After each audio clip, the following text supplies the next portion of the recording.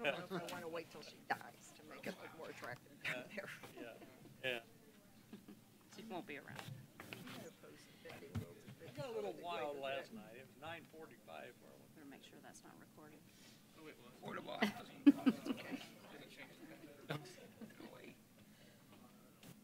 really like that jacket.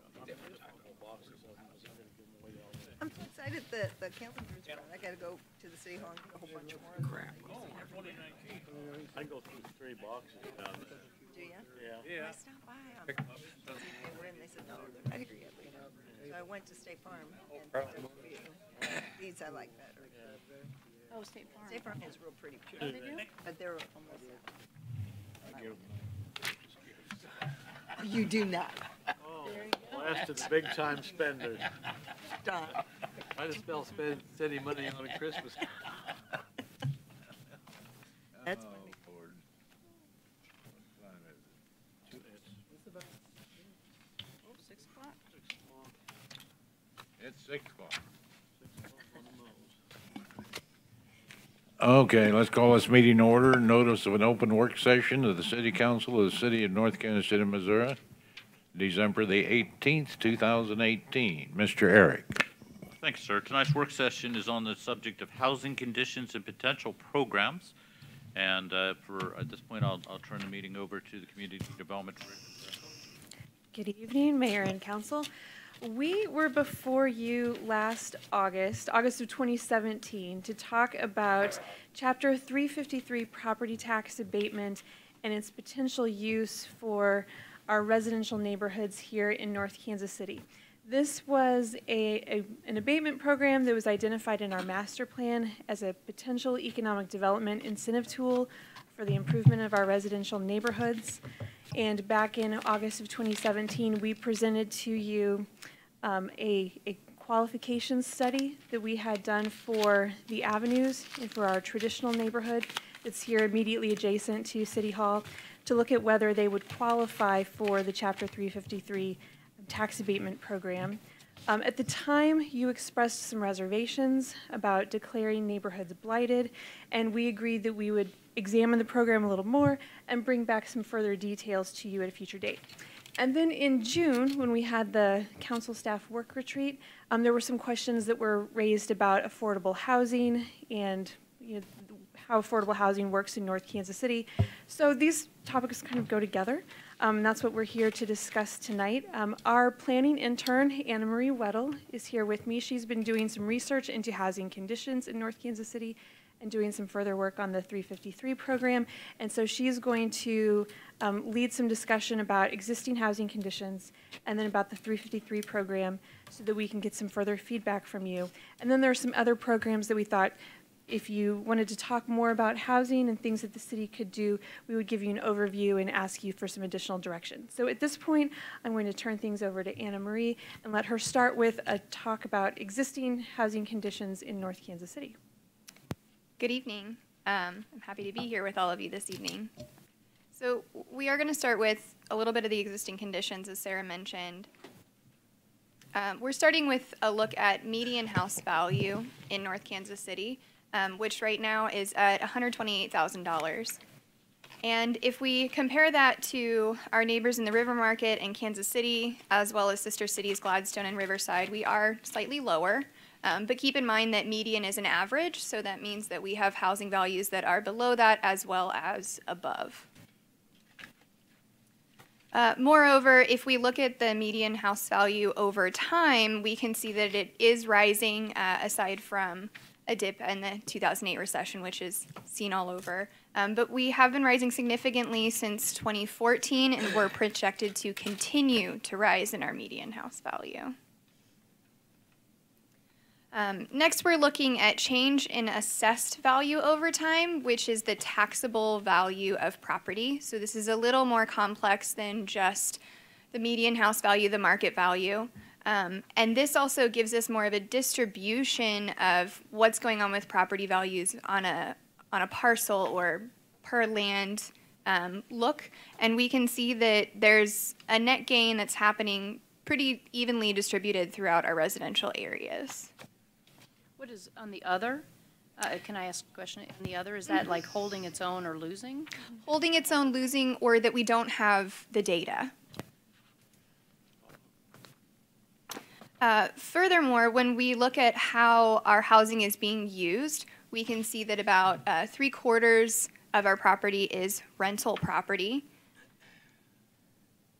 And this chart here shows that a big part of that 3/4 of rental property is due to the fact that roughly 58% of all units in North Kansas City are in multi-unit structures. So it's the actual buildings themselves that are built for rent purposes. And we can see the part of the chart that's in orange is much larger multi-unit buildings. So it's not that a significant portion of our single-family houses are being used for renter populations. It's that we actually have the built infrastructure or the housing structure for rental purposes. Do you mind if we ask questions while you're going? on? 'Cause Absolutely. We could wait till the end. I can keep my questions. Perfectly fine, ask Okay. away. So at what point is this data? So the 75% rental, is that current, like 2018 data? It's a good question. When the data is collected varies. This particular, the tenure, the way that the buildings are being used is from the 2010 census, which is our most accurate way of collecting data, although it is older. If you look at the American Community Survey, that's sampled data over the last few years. It's more recent, but it has a bigger margin of error. Variability? So we felt more comfortable showing you this than the ACS data, which still shows us in the 70s, but it has. Oh, okay, I was just wondering more- if it was changing, if you had any sense of it changing. It's in the hard to 2020 say just because of the margin of error. Actually, about 10 years before that, it was basically the same. I mean, so this is held firm. I think it stayed Yeah. the same for years. Yeah. Years. So you're saying what's The driving this? The most recent American Community Survey data has it in the upper 70s. We're just not sure because of the margin of error that Okay. it really has changed that much. That's why we're showing you this. So what's driving this high renter occupied percentage, what you're saying is our multi-family units. So it's not the single family homes that are being rented out, even though we have some of those? Correct. It's the complexes or the buildings. Correct. We definitely have single-family homes that are renter occupied. But given the fact that 58% of our dwelling units are in multifamily structures, It's a given. Yeah. It would be hard to get this number, the percentage of renters to be below 58% because 58% of our units are apartments. Unless we turn them all into condos. Yes, Turn 'em all into- exactly. Do you have an idea of what percentage of single-family homes are rented versus owned? I do not. I can look further into that for you if you'd like. She's been working on a mapping project to show that, but I'm not quite far enough finished with that to give you a good number. But Okay. we could provide that to you in the next couple of weeks. Okay, that sounds good. I have this perception that we have a lot of them who are which are rented, but maybe that perception is wrong. Being an old trash man, if you took out all of the multifamily units and was strictly with the single-family houses, the percentage is about the same. You know, probably three quarters of our single-family dwellings are rentals. And It was, Is you that know, pre-Northgate or post-Northgate? well, pre-Northgate, Okay, so in the older neighborhoods? yeah. Okay, I'll be curious to see your research. So now that we have some of those bits of information, I want to talk more about affordability, which is a rather complex topic. So again, feel free to interrupt me with questions at any point in time. Affordability, especially for this evening, we're going to talk about two scales, the metropolitan scale and the local scale.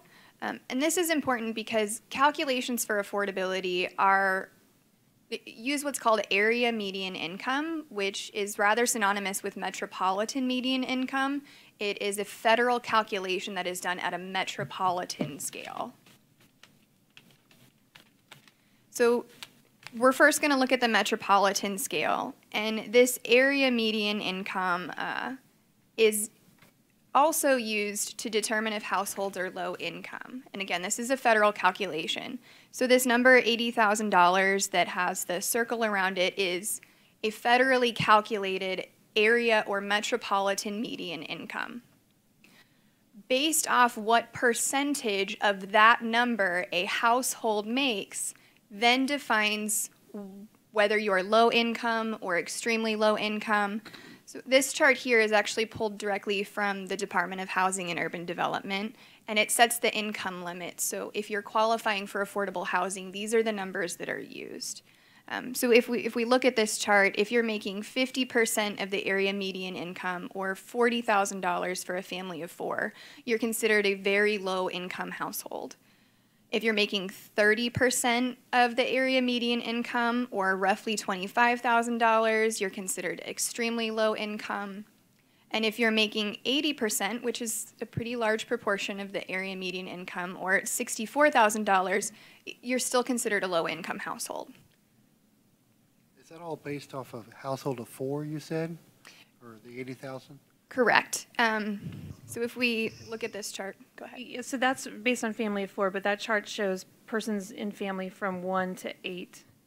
And so it varies quite a bit. If you're a one-person household, then $44,800 is low income.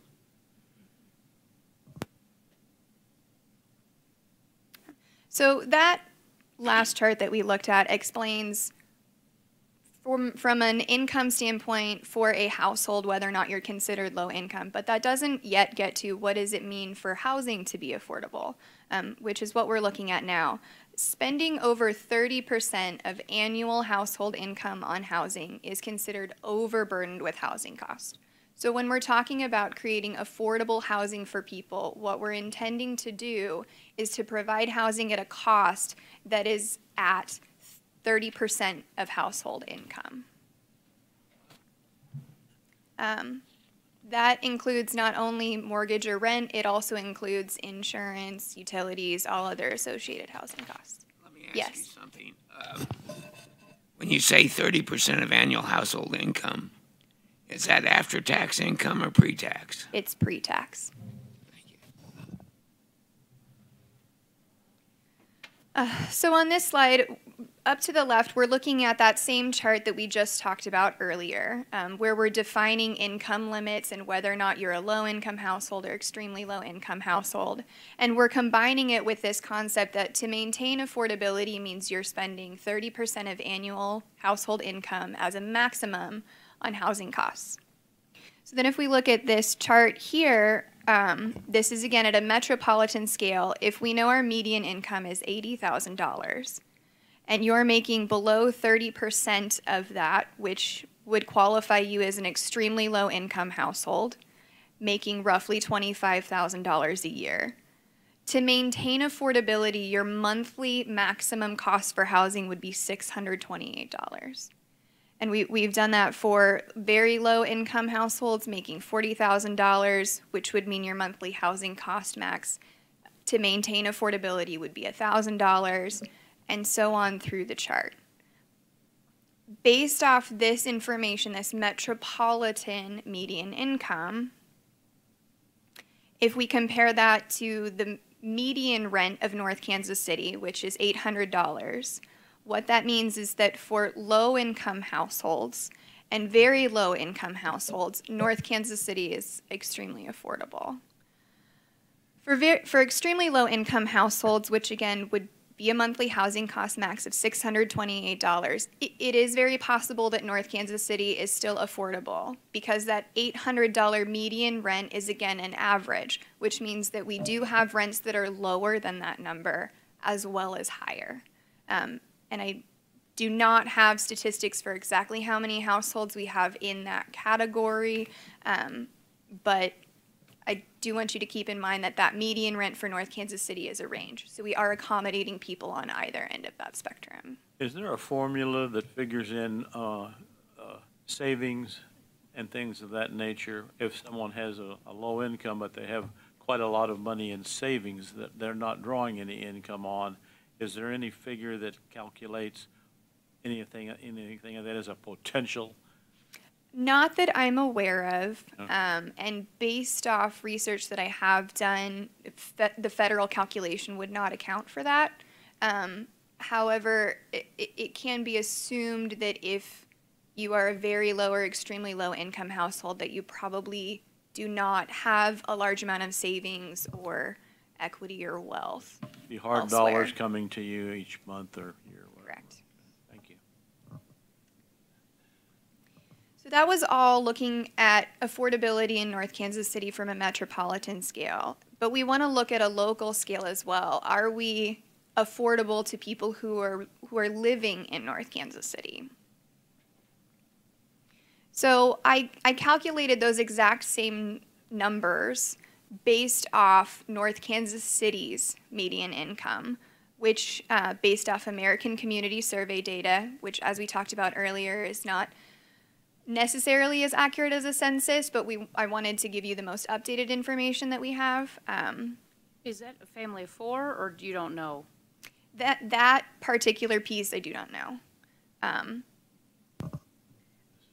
That's just our median for all That's households. just median for all households. Correct. It does not account for how many people are in the household. Do we know the average household? Is it 2 point, It's 2 point Something, something. right? It's not 4. not 4, yeah, okay. Correct. So based off the 2018 ACS data, American Community Survey data, the median income for North Kansas City is just over $42,000. So again, I did the same calculations. So if you were making below 30% of that, it would qualify you as extremely low income based specifically on North Kansas City's median income, which would put your annual income limit at just over $12,000, and it would make your monthly housing cost maximum $317. We can continue on with this chart, looking at very low income households. Maximum monthly housing costs would be roughly $528. And for low income households, monthly housing cost max, again, to maintain affordability, would be roughly $847. Are states allowed to vary that figure against what the HUD says? Can they alter what they particularly want to consider, like Missouri Housing Authority? Not for federal programs. Yes, so moving further on what Sarah's saying, the reason that these calculations are done federally is so that if you are pulling federal tax credits for affordable housing, that you have a specific population that you're serving. That does not mean that we can't look at a more local way of approaching affordability, but the definitions that we have right now are all based in federal calculations. Thank you. So from the local scale, North Kansas City is still considered affordable. With a median rent at $800, we would still be able to offer affordable housing to low-income populations. The populations that may be struggling would be very low-income and extremely low-income households. And again, because we're looking at a median rent, we'd be able to serve a wider population based off what is the lowest rent that we offer and what is the highest rent that we offer. So that was a theoretical, whereas this chart begins to look at, based on 2016 data, exactly how many households does that mean may be overburdened with housing costs. And based on that data, it's roughly 328 North Kansas City households, or 13%, that are very low or extremely low income households and may or may not be overburdened with housing costs.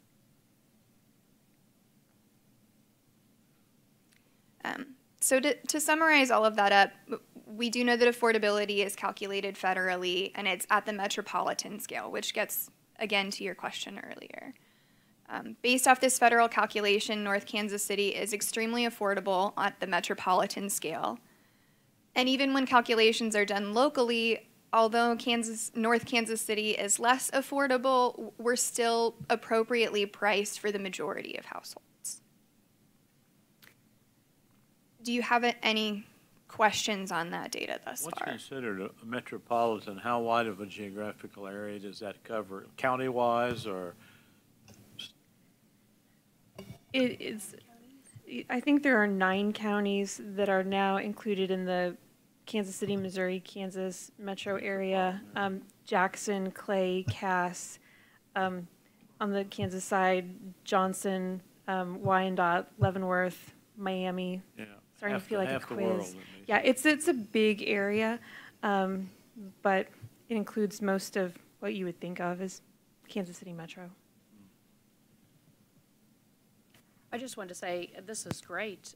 It's a great baseline, I think. I personally have an interest in making sure that North Kansas City has a wide range of housing, so affordable and non-affordable, I guess, but less affordable, you know, higher and lower ranges. So this is super helpful to get a perspective of where we are today. I don't have any concerns of where we are today. I think actually we're really well seated.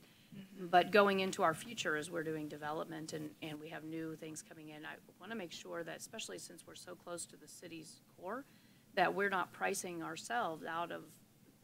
residents out of affordable housing. So we want to keep that range, I guess, of housing options. So I think this provides a really good starting point to realize where we are today. And I would like to ask that after the 2020 census data comes out, if we can, I don't know if it's you, but if we can repeat this, you know, review and see where we are at that point, because that'll be interesting to see. And then, you know, the census is going forward. And just remember that we often don't obtain that data Yeah, until for a a couple while. years Yeah, after yeah. the census. I won't has been expect it in completed. 2010. I'll expect it, or 2020. I'll expect it in 2030. Yeah, no, 2022 maybe. Any other questions at the moment? Okay. So that gives us our base to begin talking about Missouri Chapter 353. And I know Sarah mentioned this already, but what Missouri Chapter 353 is a program to encourage redevelopment of blighted areas by providing real property tax abatement.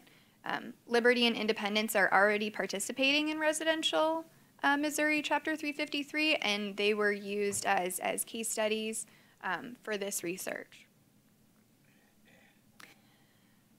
Qualifying and implementing this policy is a process, and it's a process that we've already begun, as Sarah mentioned to you. We have already performed the qualification study for the traditional neighborhood and the avenues, and they have qualified. But we have not yet adopted that qualification in North Kansas City. Some of the other things that would need to take place include creating and adopting a redevelopment plan, which has already begun. We do have that plan. The further work that needs to happen is aligning that redevelopment plan with the theoretical policy language of Missouri Chapter 353 if we choose to continue forward with it. We would need to form a redevelopment corporation that has not yet begun, and it is a requirement based off state statute. We also need to set up the administrative procedures. That includes coming up with actual policy language and adopting it, as well as figuring out our methods of administering the abatement, keeping up with the inspections that are required every year that abatement takes place. So just all of that behind-the-scenes administrative work would still need to take place. There's lots of opportunities and a handful of issues or concerns. Some of the opportunities include increasing the health and safety of homes, revitalizing rental properties, incorporating affordable housing policies. I should mention that there is not a precedent for that, and it is something that would need further research on my end through the state of Missouri to make sure that we're allowed to do that. There's not a precedent in the state of Missouri? There's no. Affordable housing policy has not been included in any other Missouri Chapter 353 programs. Interesting. There are not that many that are focused on residential neighborhoods, Oh, okay. so it's not. So it's more not about redevelopment. It's about, well, redevelopment, maybe not It's residential. more commonly redevelopment. used on non-residential development. More commercial properties. And a couple other opportunities are to improve the value and appearance of neighborhoods and to incentivize the updating of older properties. Some of the issues include that North Kansas City needs to develop the necessary redevelopment plan, as I mentioned prior. I mean, it's not so much the development of the plan as it is making sure that that plan aligns with how we would or would not be using the Chapter 353. We do need a redevelopment corporation that is, again, required by state statute. And there are costs of administering this program. Independence, in particular, needed to hire a tax abatement administrator. So just keeping in mind that there are not just the costs of setting up the program, but the costs of continuing it through the abatement.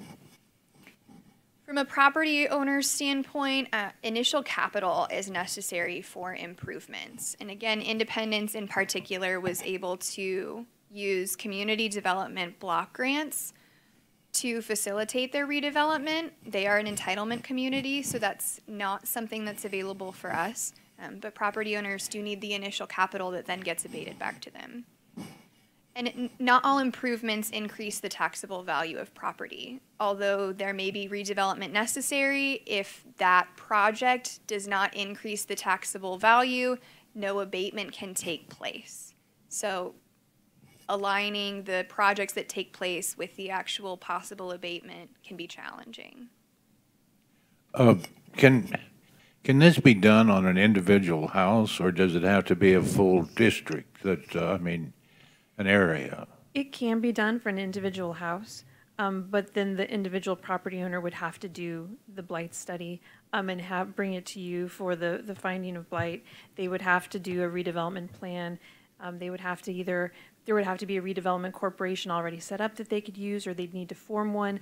Those costs of setting that up for an individual property are such that that's a barrier to an individual property homeowner accessing the property. Those are just high costs. And if you're, doing a more minor project on your home, that might be more than the cost of the project itself.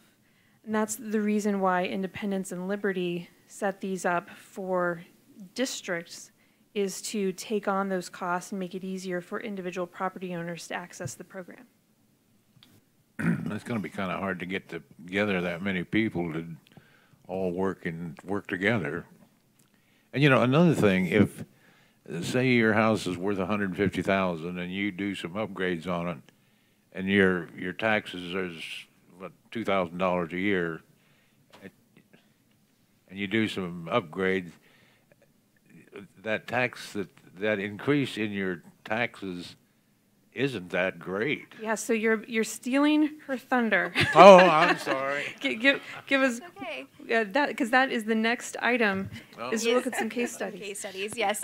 So I took a few real permits from projects in North Kansas City, and under the assumption that they would have qualified for the Missouri 353 program, went through the theoretical benefits or negation of benefits, which is what we're going to look at now. This first case study is a foundation fix that took place in 2015, and the valuation of the project was $8,700. And if you're looking at this table, you can see the assessed value of the property over time does not change, even though the project took place, which means that the taxes here in particular, they did change just because of an increase in county taxes, but not due to an increase from the project itself. But so then if you look at the third row down, taxes paid with abatement, it remains the same as the year of the permit, which is how it would work, again, if the project had qualified. But then when we look at this bottom section here, the theoretical savings to the property owner are very minimal.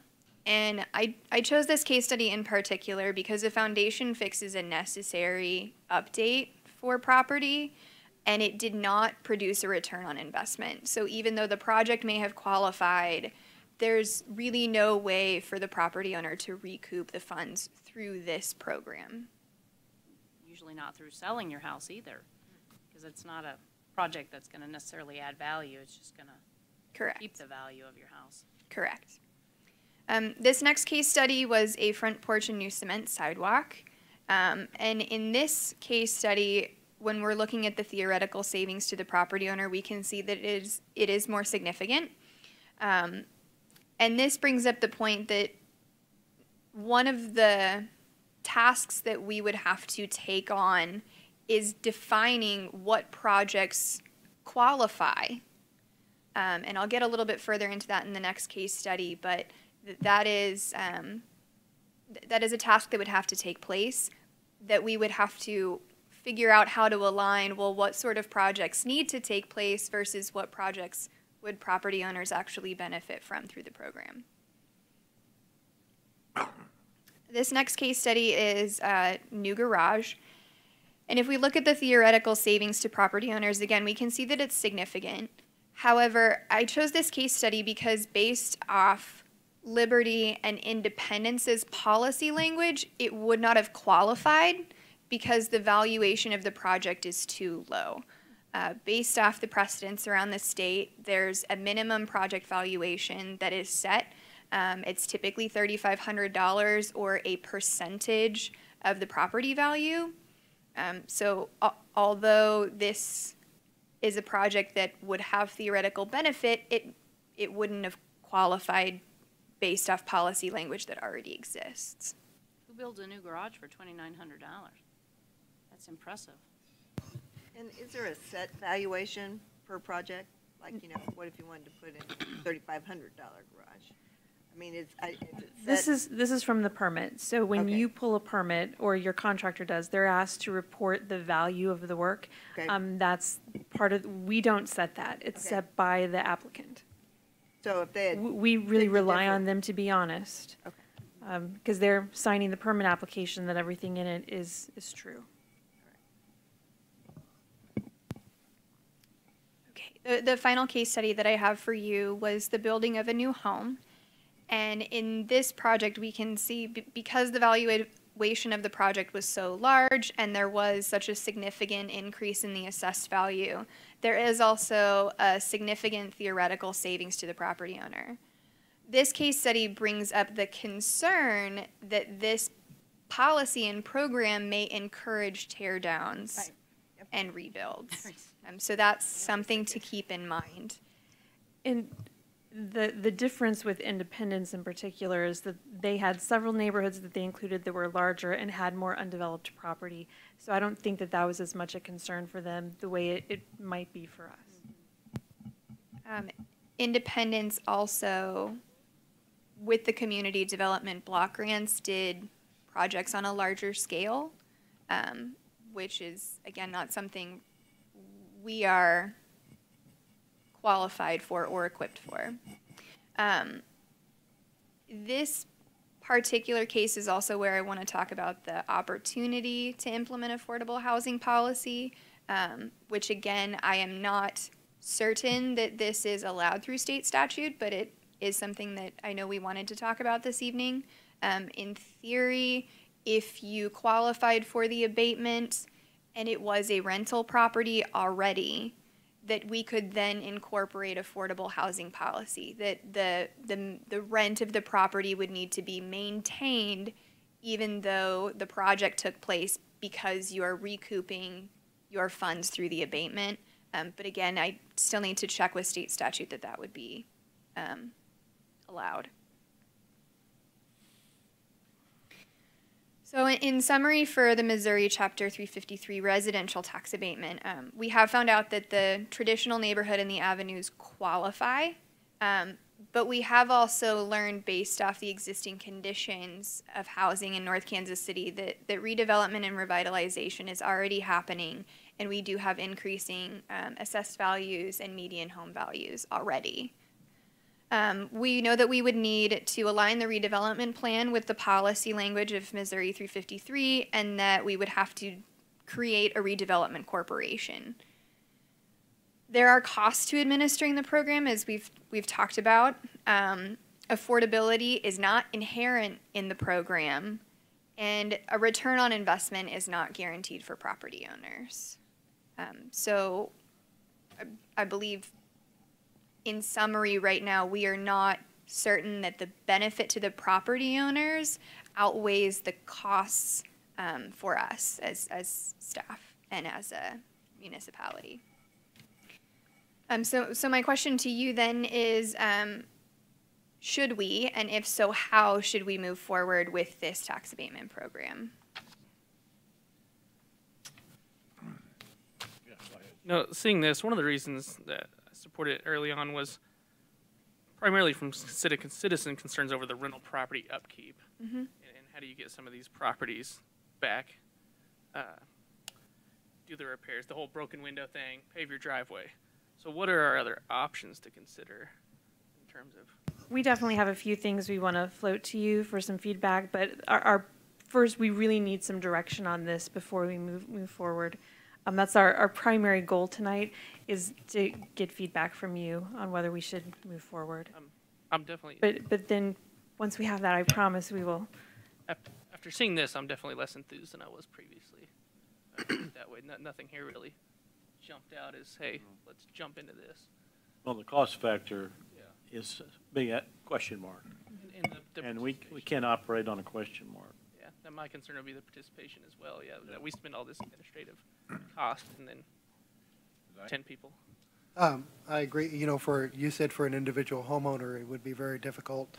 As far as a developer, I mean, you've got many different owned homes, so I mean, as they're saying, the cost for the program and to administer and to set it up is higher than any return on investment. I don't see why we'd want to continue with it. My opinion is that we're really not a large enough city to be able to really make this work. You know, you have to be a really intense redevelopment, and I don't think we're going to get that. You know, my opinion,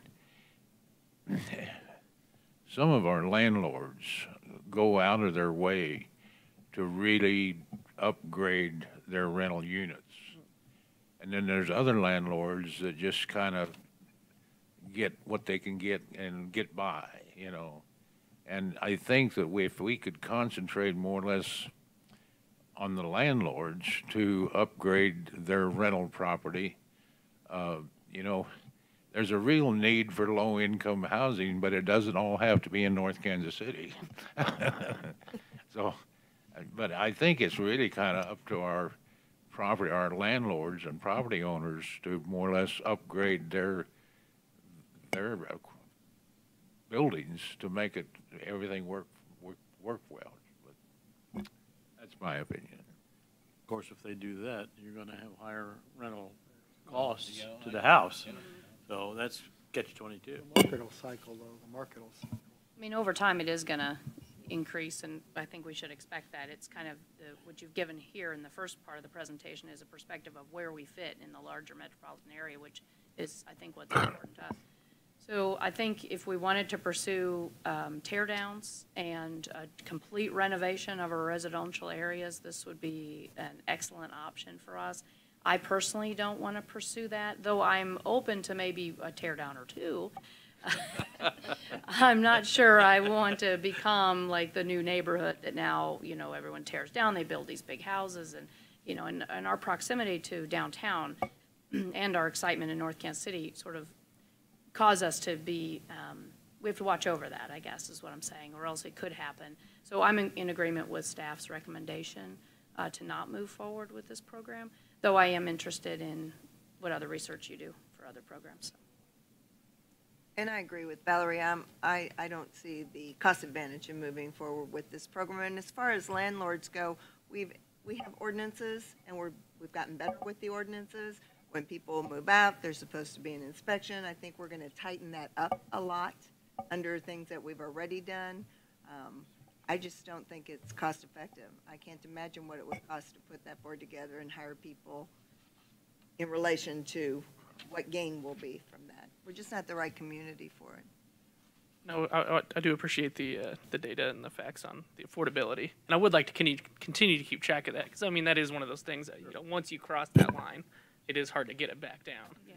So if we could at least maintain. Just watch over it. Yeah. I agree with you on that, Well, If there are no further comments, then I can come back to Councilmember DeLong's question about other programs briefly. Is that all right? Yeah. Okay. So we thought that if you all were not interested, the idea of the 353 really is that you set up a framework for people then to try to assess that property tax abatement based on their own project. Some other options would require a little bit more of a direct investment on the part of the city. And so we wanted to present to you some example programs from around the country that are focused on home development or rehab, home buyer assistance, and then home repair, and to see if you were interested in us doing any further investigation into any of these. On the development rehab front, for several years after the Great Recession, there was a federal neighborhood stabilization program. It went by NSP. There were 3 rounds of NSP.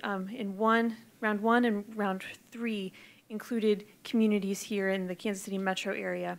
It provided funds to eligible areas to purchase and redevelop foreclosed properties, redevelop demolished or vacant property, and it was targeted at households that were at or below 120% of area median income, or neighborhoods where a majority of the residents were at or below 120% of area median income. So it was really focused on a lot of bank-owned property and trying to get that property rehabbed and then back to owner-occupied status. So if we were interested in doing a program like that, there are no more federal funds available for NSP. Those projects are all being wrapped up at this point. But we could investigate setting up a local program similar to that. It would, though, require a significant investment of city funds.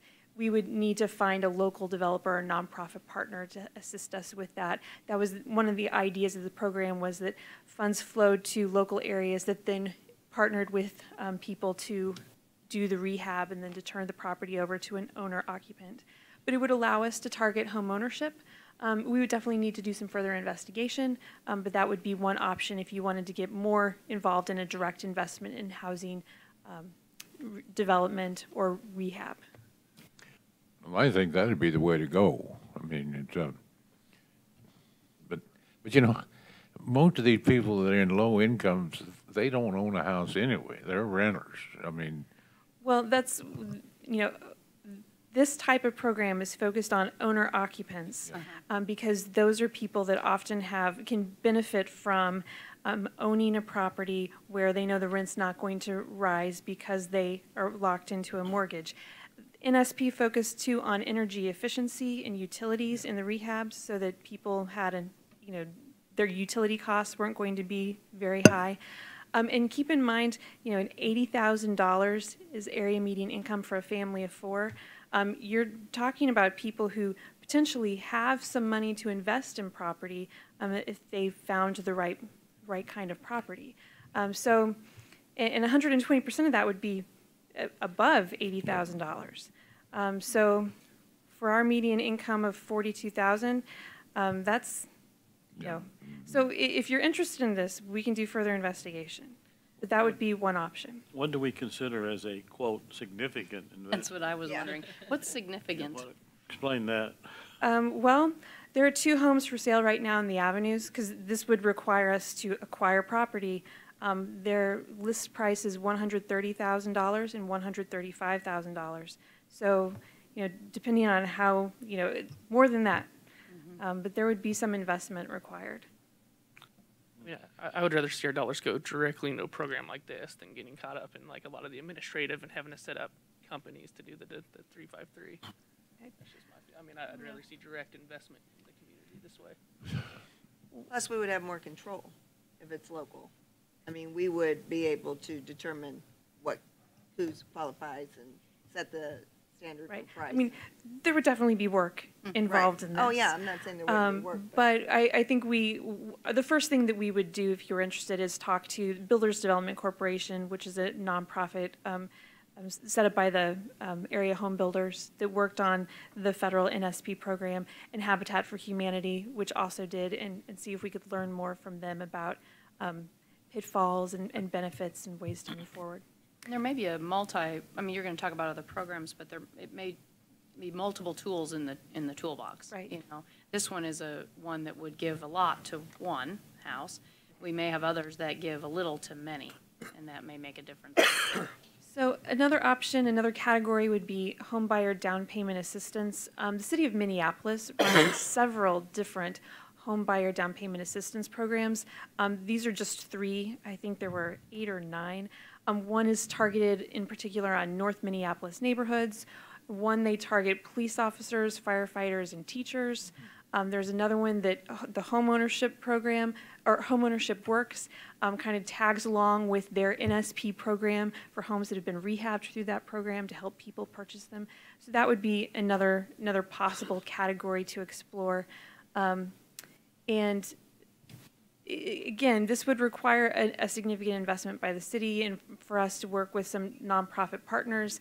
A lot of these go along with some education on the part of applicants, but it would allow us to target home ownership. We, again, would need to investigate this further if this is something that would be of interest.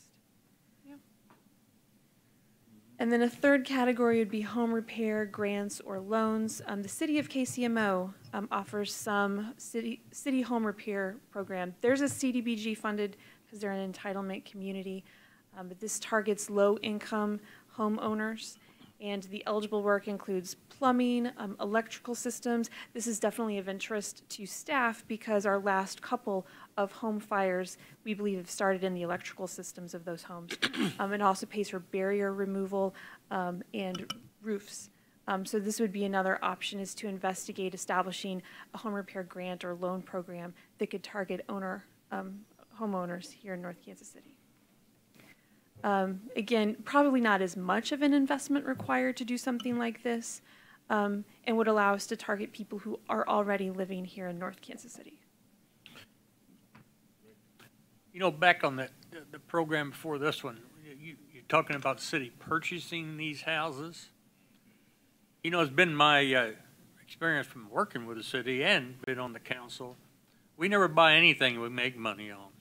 We lose money on anything. And we have bought a house before, not me, but the council, when I was still working, bought a house up there on Vernon and sold it for less than they bought it for. You know, talking about taxpayers' money for some of these programs, I don't see anything yet that I don't mind encouraging private participation, but to commit government, you know, taxpayers' money to do these projects, it just, I don't know, it just don't strike well with me, because I know if we buy something, we'll lose money. I guarantee it.